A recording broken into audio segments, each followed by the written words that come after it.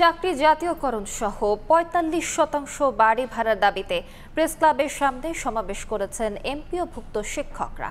এ সময় বন্ধ হয়ে যায় সামনের সড়কের যান চলাচল। দুপুরে শিক্ষকদের একটি প্রতিনিধি দল সচিবালয়ে গিয়ে তাদের দাবি তুলে ধরেন।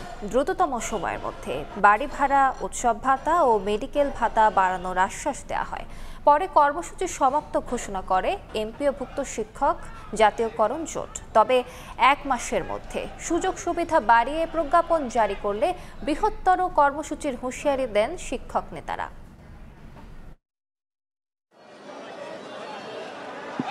সরকারি পেনশন টেবিল গঠন করার জন্য আমরা বলছি, জুলাই আগস্টে যেই বৈষম্যের বিরুদ্ধে আমাদের আন্দোলন ছাত্র জনতা জীবন দিয়েছিল, আমরা চাই সেই বৈষম্য যেন আর বাংলাদেশে না থাকে। সচিবালয়ে আমরা ১০ সদস্যের প্রতিনিধি দল গিয়েছিলাম। আমাদের ওখানে মন্ত্রণালয়ের সবচেয়ে গুরুত্বপূর্ণ যারা আছেন তারা সবাই মিলে বসেছিলেন। ১.৫ ঘন্টা আলোচনা হয়েছে। ওনারা আমাদের কিছু দাবি অলরেডি ওনারা মেনে নিয়েছেন। আপনারা যে যৌক্তিক হারে বাড়ি ভাড়া দাবি করেছেন সেটা কত টাকা হয় আপনারা হিসাব দেন, আমরা এটা অর্থ মন্ত্রণালয়ে পাঠাবো। আমরা দেখবো যে আমাদের বাজেট সংকুলন হয় কিনা।